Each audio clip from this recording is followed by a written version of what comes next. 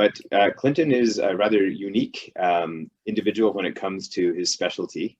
From a health and safety perspective, fatigue is a pretty fundamental element that we need to factor in. Lots of industries, as Don mentioned, in the film and live events, we've got anything to do with transportation. We've got traditional shift work. The fatigue element can really play a factor in the safety and health and well-being of the workplace. Clinton is one of Canada's top sleep and fatigue specialists, and his kind of expertise is taking the latest fatigue science and turning it into something practical that can be put into the workplace that can help propel and manage health, safety, and productivity, which is something that often gets forgotten when we talk about the idea of wellness and its various constituents. The productivity piece is a big part of the equation as well, and so that's really kind of where Clinton focuses. He has been on a number of different media venues, such as Global TV's 16 by 9, CBC's News Network, and CBC's The National, and W5, which has been around since I was a kid. So lots of various opportunities for Clinton to share his expertise. I think this is a part that I share quite often, Clint, when I talk about you and what you do, because it's quite neat. Clinton is the only fatigue specialist qualified by the Superior Court of Canada to serve as an expert witness, presumably in fatigue-related cases and incidents. So that's to me, interesting. It's not something that you would think about. And Clinton also spent some time modernizing the Transportation Safety Board of Canada's approach to understanding the influence of fatigue on human performance. And that connects to accidents, incidents, and he wrote their guide on investigating sleep-related fatigue. So with that, Clinton, is there anything I missed that you wanted to touch on? Well, I'll just go back to that one point where you said, one of the interesting things is that I'm the only fatigue specialist recognized by the Superior Court of Canada. And Scott, while you might find that interesting, it's actually terrifying. When you sit in court and you get grilled by very professional lawyers and judges, it's really scary and so stressful that I tend to fidget quite a bit. And what the people in the courtroom never see is my fidgeting, because of course you're sitting behind the witness stand. But I will often take my glasses off and put them down below and fidget to get rid of that nervous stress. The last time I sat in court, however, I broke the arm right off my glasses. So for the rest of the trial, I had to sit there like a shall we say, a nerd with half a pair of glasses looking at this audience and photographers taking pictures of me like that. So no, you haven't missed anything other than that little story, Scott. Thank you. Awesome. I can only imagine. I've never been to court. I would like to never go to court. Although once upon a time, when I was chasing a career in stunt, I did film as an extra on Beau Bridges' TV series, The Defenders. That was not a real courtroom, and I'm okay with that. I'd rather spend time in fictional courtrooms too. Yes, yes. Understandably. So I guess with no further ado, let's pass it over to yourself, and look forward to hearing your presentation. Thank you. Thank you. Okay. First things first. I don't have permission to do this. And Scott, your muscles might tighten up, going to cause you a little stress, because I'm going to do what you're not supposed to ever do as a speaker without permission, and that is sell from the stage. Okay? You're not supposed to get on stage and be a salesperson. Nobody wants a sales pitch, but I do have a sales pitch for you. What I'm going to try and do is I'm going to try and sell you a happy pill. Okay? It's a really special pill, and we won't do this the whole time. We'll just do this for a few minutes. It's a very special pill. It's a happy pill because it's got magical powers. Now, this special pill will help reduce your risk of things like depression, anxiety, stress, so a whole bunch of mental health issues. The special pill, this magical pill, will also help reduce your risk of some pretty serious medical conditions like heart diseases, strokes, diabetes, cancer, even Alzheimer's disease. It will also help reduce the slips, trips, and falls you have, the injuries you have both at work and at home, all of the major mistakes you make, and even some of the smaller mistakes. And this nice, special, magical happy pill might even reduce the number of car accidents you have. The other great thing that this happy pill will do is it might even give you a longer, and because it's a happy pill, a happier life. Now, the only thing I want in return for this happy pill is a bit of your time. What I need is you to give up 30 minutes to 60 minutes per day. That's it. That's all I'm asking for. So if it would give you all of these mental and physical health benefits, wellness benefits, safety benefits, would you be willing to trade that amount of time for this magical pill? Now, before you answer that, let's try a quick little test here. I'm going to assess how fatigued you are right now. Okay. What I'm going to do is I'm going to read a number of situations. And when you hear about that situation, I want you to imagine yourself in it and then try and determine whether or not you would doze off, whether or not you would fall asleep. Now, don't answer it as to how you're feeling right now, because you've been sitting here for a few hours already, and your fatigue levels might be a little higher than normal. Okay? What I want you to do is think about how you have felt, say, through the last 3 weeks, maybe a month or so.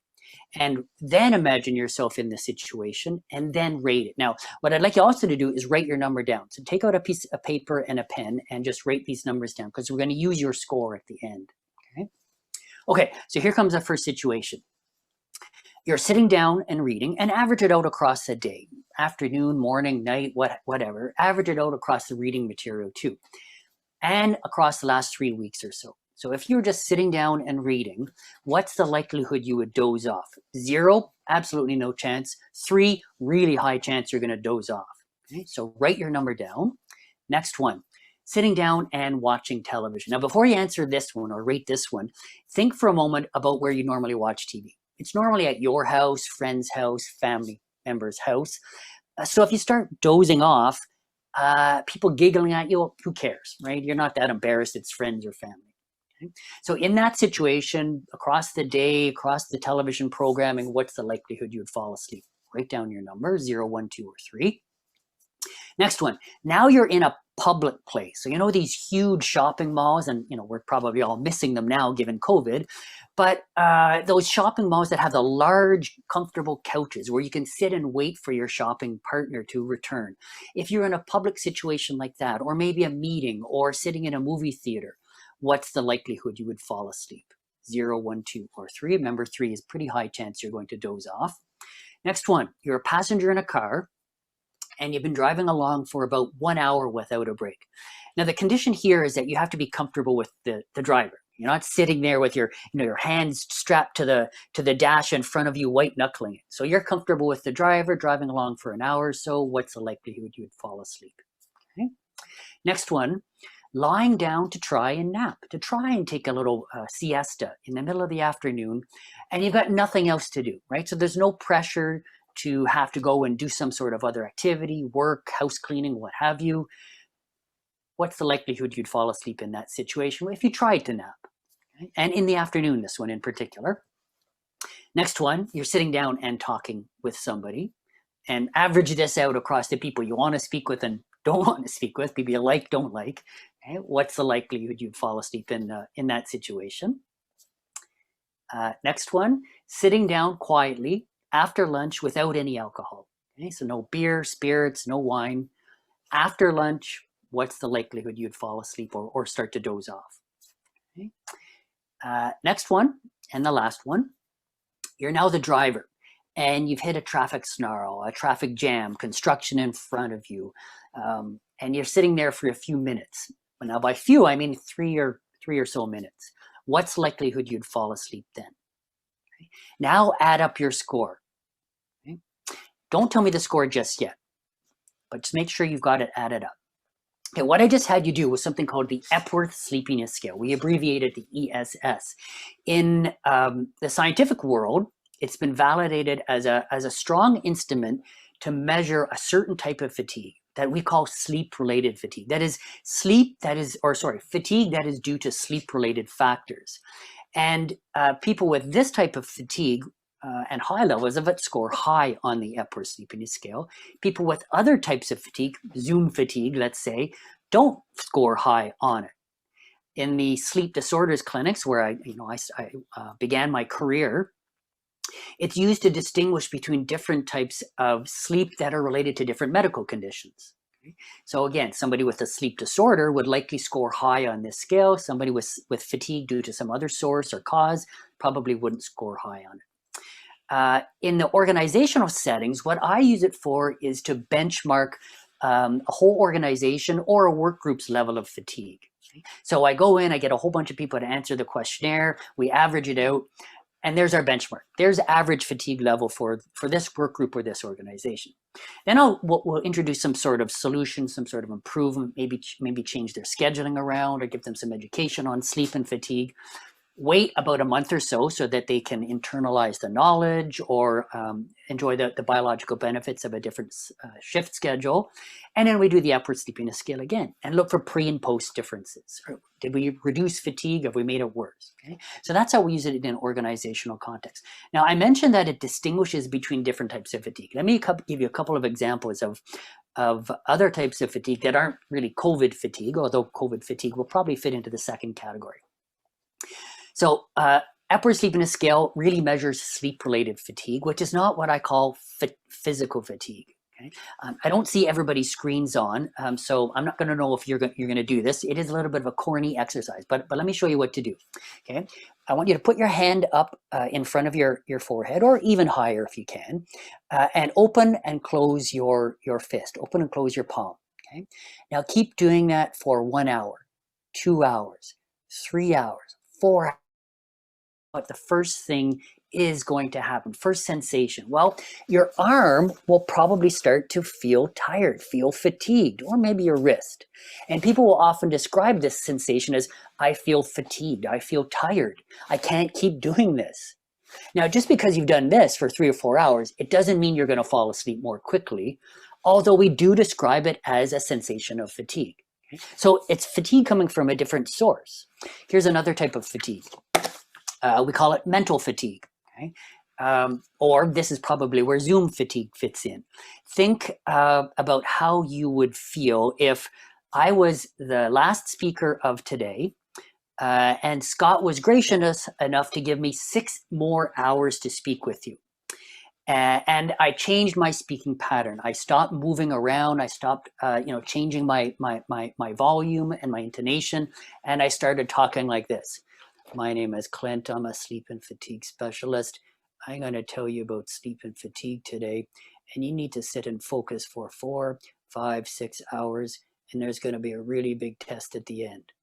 Okay? If I talked like that and made you sit through another 4 or 5 hours of it, it would be harder and harder to pay attention. Your brain would become fatigued. Okay? So the physical fatigue, mental fatigue, they result from using your brain or body for a long period of time, or from a short period of use, but in a much more intense fashion. So physical fatigue will often happen if you're in the gym working out hard. It's why we put space in between the exercises, 30, 40 seconds to alleviate some of the physical fatigue. If you're in an emergency situation and you're trying to react to all the stimuli in front of you, people will often afterwards, even if it's only lasted for 5 or 10 minutes, will say, I feel fatigued, I feel drained. But just because, again, you're physically fatigued or mentally fatigued, it doesn't mean you're going to fall asleep more quickly. So there are different types of fatigue. And it's important to understand the different types of fatigue because, of course, the solutions are different. The solution for physical fatigue, stop doing this. Give your arm a rest. Sure, sleep will help, but you don't really need to sleep. It's a rest period away from this. The breaks that Scott has been giving you have probably helped with your mental fatigue. You come back from a break, feel a bit more refreshed. Probably not a lot of you went and took a nap during that time period, but those breaks do alleviate fatigue. So the solution for mental fatigue is often breaks as well, or change what you're doing, change the activity. Sleep-related fatigue results from sleep-related factors. We mainly look at issues around the quality or the quantity of your sleep. So are you getting enough sleep? And is it enough good quality sleep? Are you having lots of awakenings or what we call nocturnal arousals? And then that's not a good thing. arousals during sleep might sound fun, but it's not. And I'll show you why a little bit later on. Or it results from circadian rhythm issues. You've got numerous biological rhythms within us that go up and down across a 24-hour period. The worst period of fatigue for people who are normally awake during the day and asleep at night is, of course, at night, because your brain thinks it should be asleep. So simply by virtue of being awake in a circadian low, you are fatigued. Another circadian low that you're probably working into now, if you're on the west coast of Canada, is what we call the post-lunch dip. It happens around 2 o'clock, 2:30, 3 o'clock. And it coincides with a core body temperature drop. And it's a natural period of fatigue. So simply by virtue of being awake in the middle of the afternoon, you're going to feel more fatigued. The other way that you become sleep-related or experience sleep-related fatigue is by essentially using up all the benefits of a night of sleep. That is, staying up for too long, staying awake for too long. And the cutoff we usually look at is about 17 or 18 hours. And after that, you see some pretty reliable performance drops. Some aspects of your performance will actually drop to levels that you see in people with blood alcohol concentrations of 0.05 or 0.08%. So if you're awake for about 18 hours, you're almost performing like a drunk person. Okay, so in this sense, fatigue is a symptom of sleep-related factors. All of the mental and physical health, safety components, well-being factors that I mentioned that our magical pill, our happy pill, will get rid of, they are also symptoms of poor sleep, poor quality sleep, poor quantity sleep, staying awake for too long, or again, having your circadian rhythms essentially out of synchronization, or being awake at night too many times.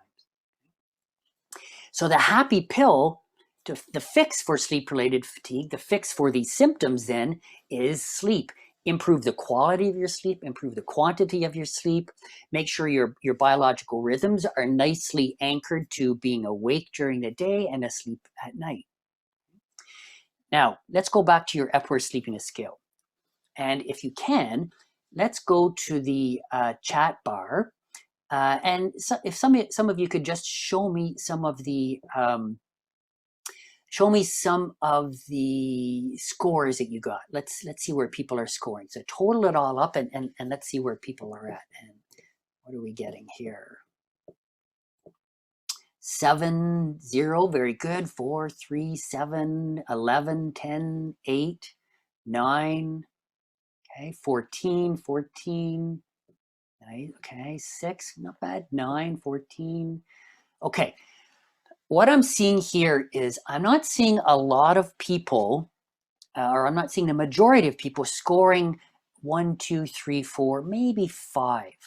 Where we like to see people to ensure that it is related, or ensure that fatigue is staying low, and to indicate a good quality or quantity of sleep, is usually 1 to 5. Now the average is about 6 to 8. If you work in transportation, it's usually on the higher end. So transportation workers are generally more fatigued. Now, just because you might be in the average range of about 6 to 8, that doesn't mean it's a good thing. What it means is there's room for improvement. We really like to see people 5 or lower at all times. Well, until a couple of hours before sleep, when you should start to feel fatigued and ready for bed.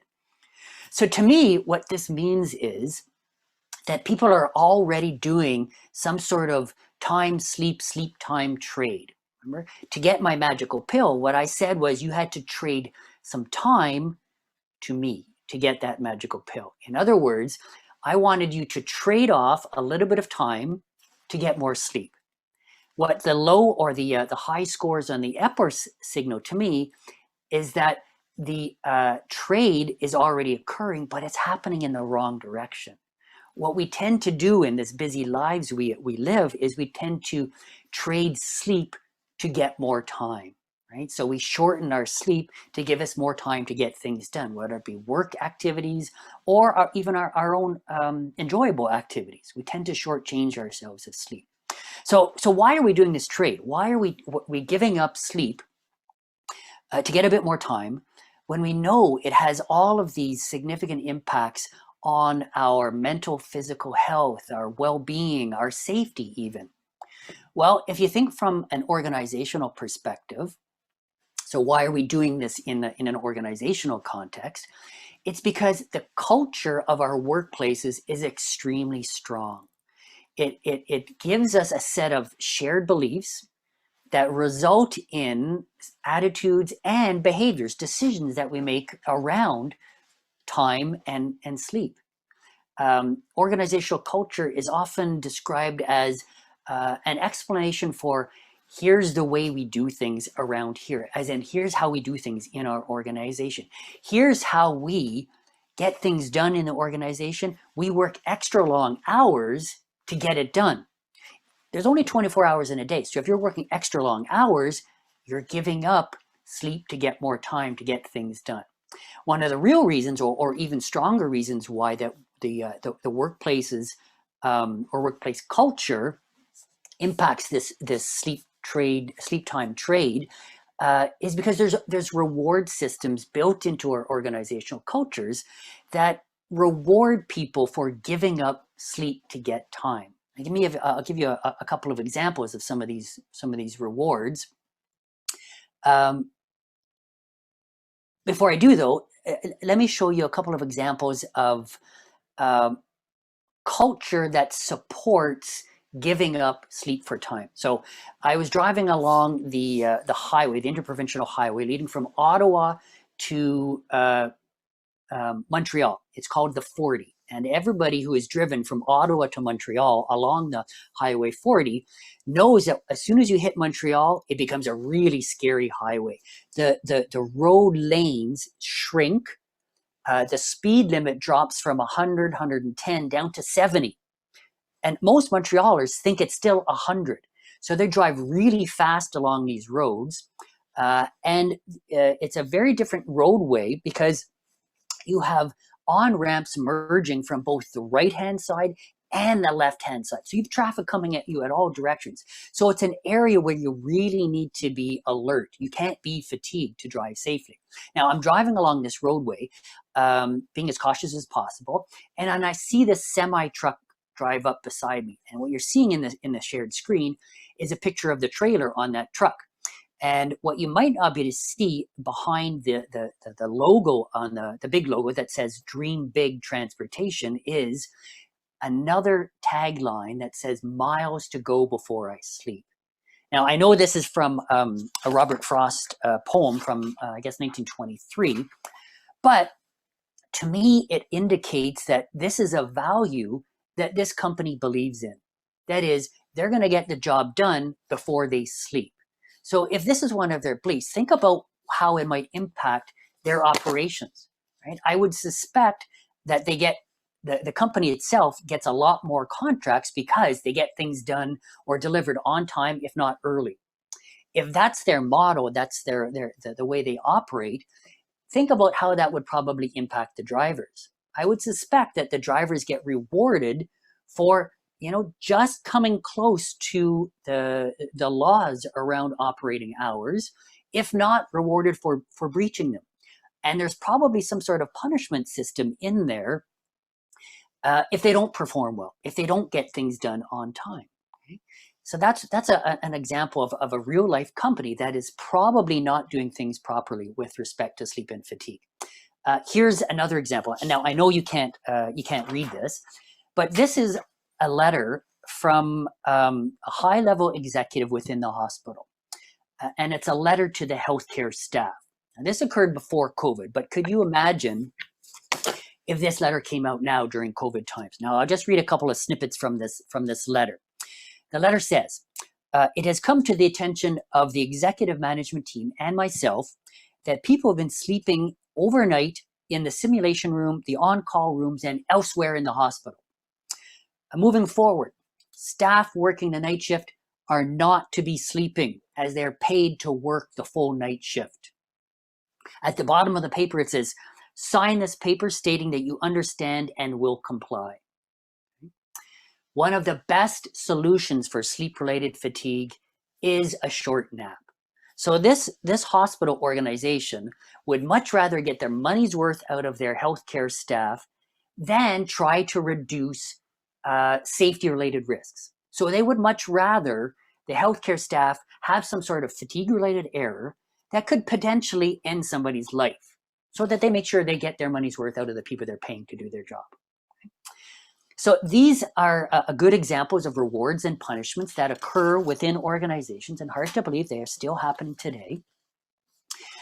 So what we need to do then is to evolve our workplace culture, to evolve the reward systems that are rewarding people for deprioritizing sleep, and reward people, slowly start rewarding people for prioritizing sleep. Now, I say slowly because you can't just yank these rewards away.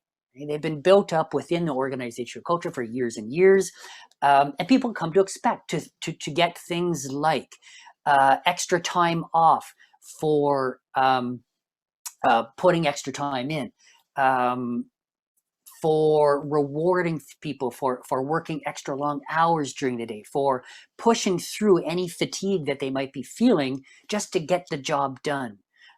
Giving rewards to those company heroes who just never stop working. You know, you can always rely on John or Jane because they're always working. If they're always working, they can't be sleeping. Okay? So rewards can also be some hidden rewards, like special promotions or postings that occur well after the person has given up their sleep for time. Or they can be very overt, like add a boy, add a girl in front of the team. You know, thanks for staying all night last night for getting that job done. When really, the reward should be for, hey, let's put things into focus here and realize that if you work all night long, you're going to be making errors. We're probably going to have to redo your work. You might actually get injured. All of these risks we're accepting just to get a little bit of extra work done. So we need to slowly remove these rewards and start replacing them with rewards for prioritizing sleep. So we have to move people away from what I call Benjamin Franklin style thinking.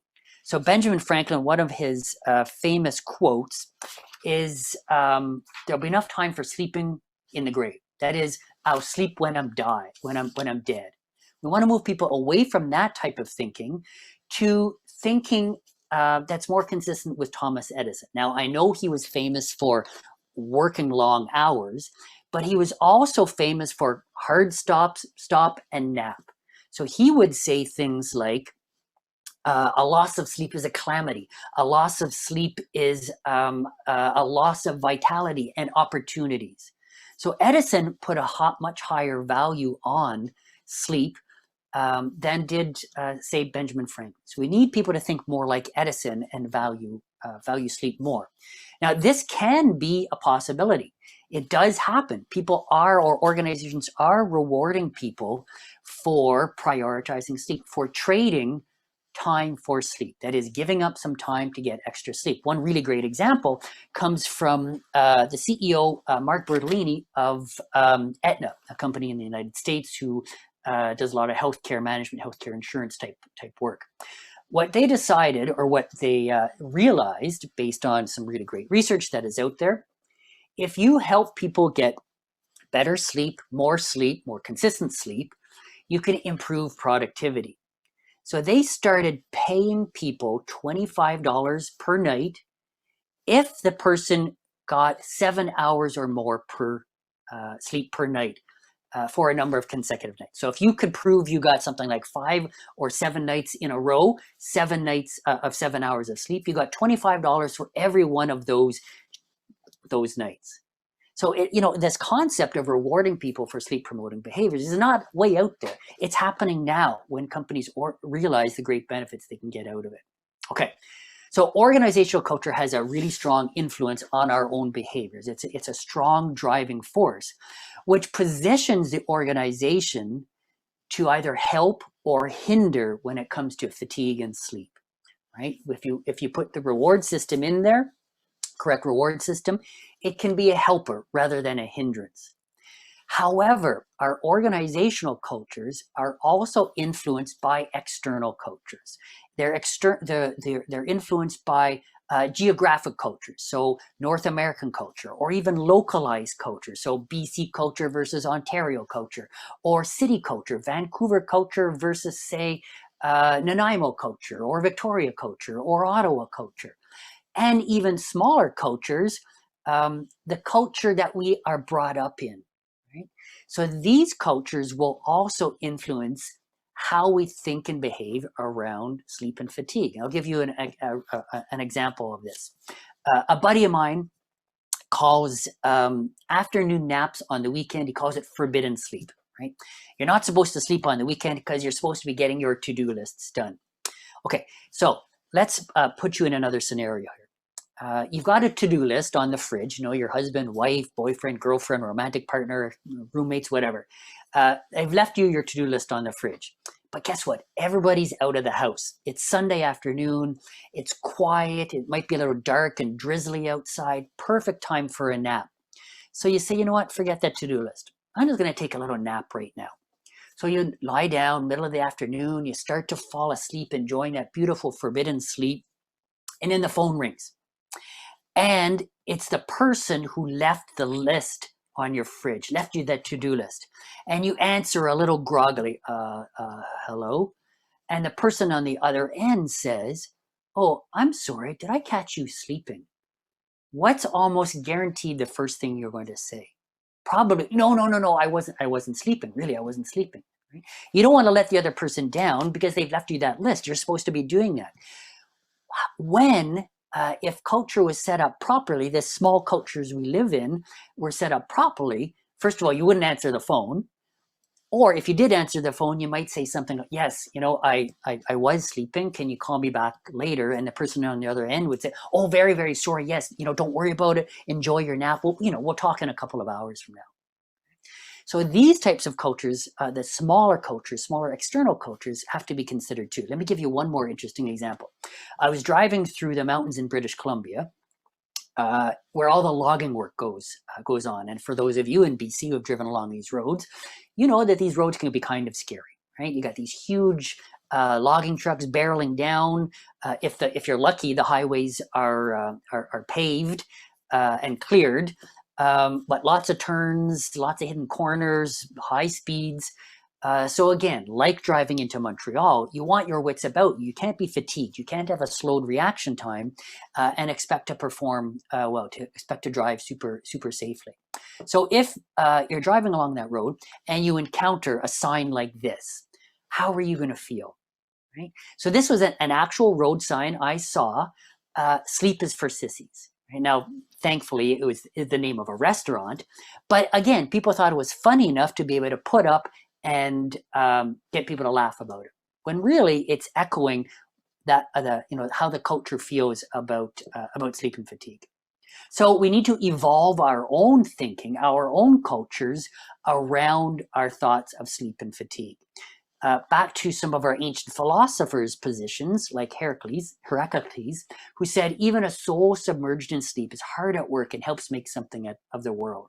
So sleep can be a productive force, can be helpful. Now, I've given you a couple of tips or a couple of tools. Think about your organizational culture and the rewards. Think about your personal cultures. And evolve your thinking. Let me give you one more tool around organizational culture and your own thinking. Mindfulness is really important these days, and there's tons of information on the benefits of mindfulness. So you can think about one of the key components of mindfulness, which is paying attention to your thoughts, focusing and observing what you're thinking at the time. So what I'd like you to start thinking about is think about when you're making a trade of time for sleep and sleep for time.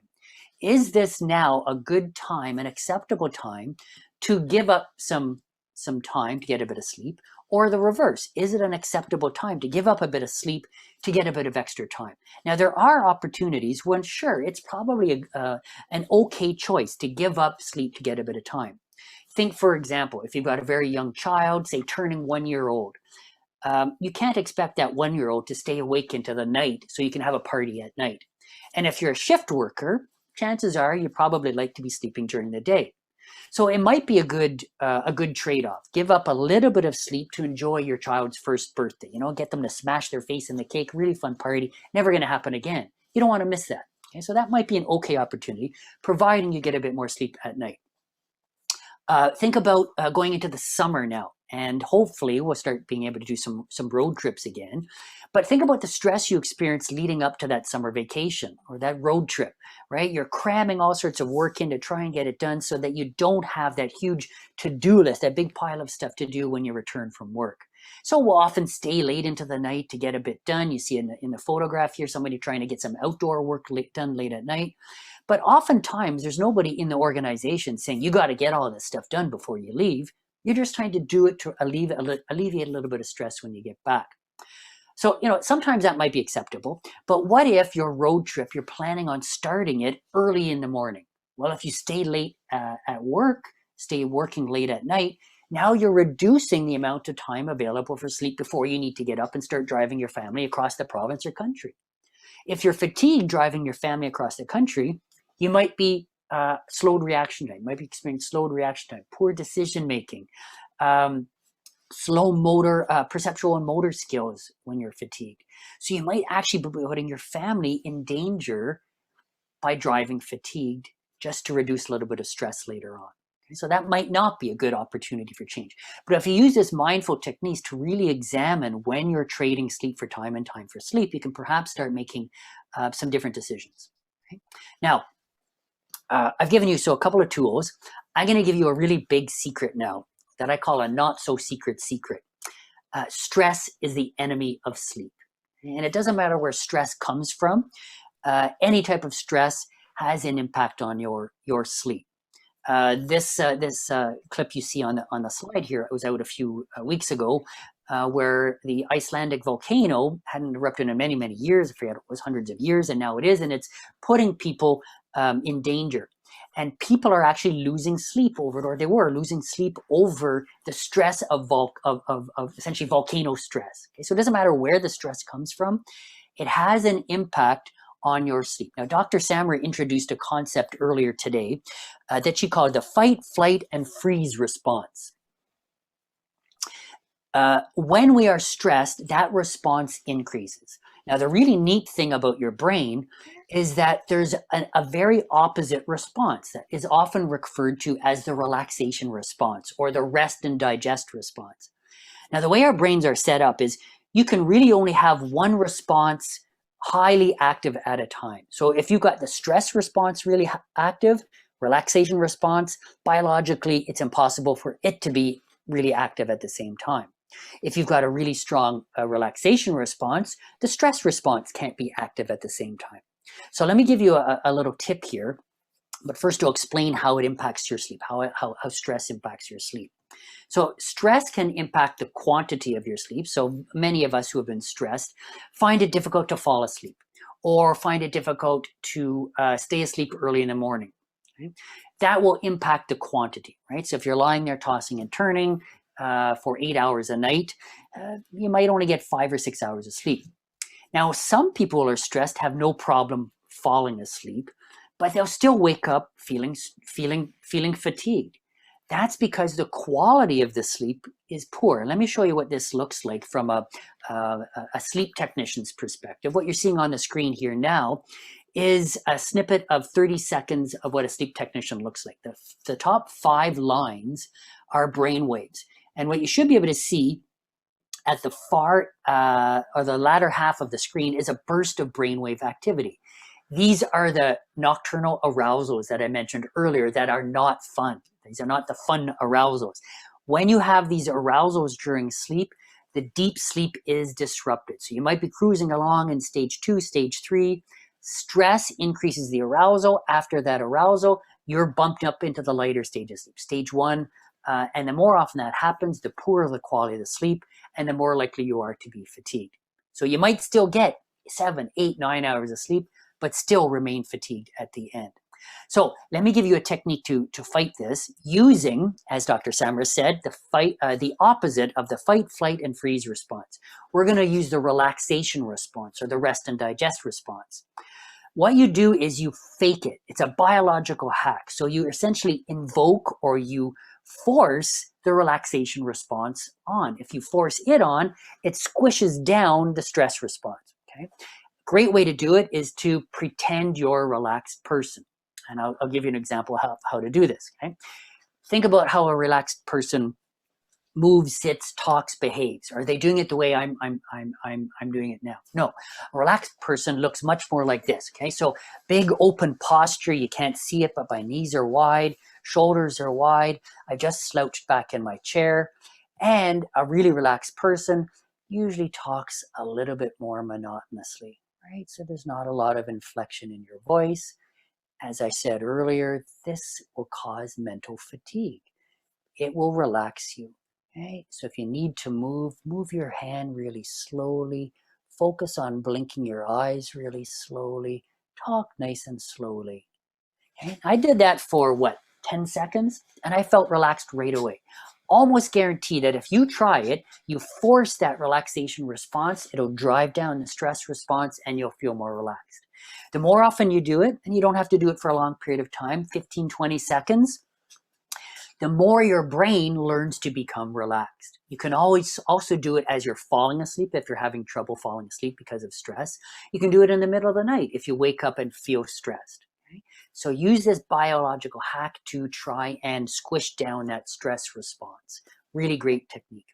Okay, so here's your target as you move forward. Your target is to use this positive power of sleep to improve your mental and physical health, your well-being, and your safety. So it's the center portion of this Venn diagram.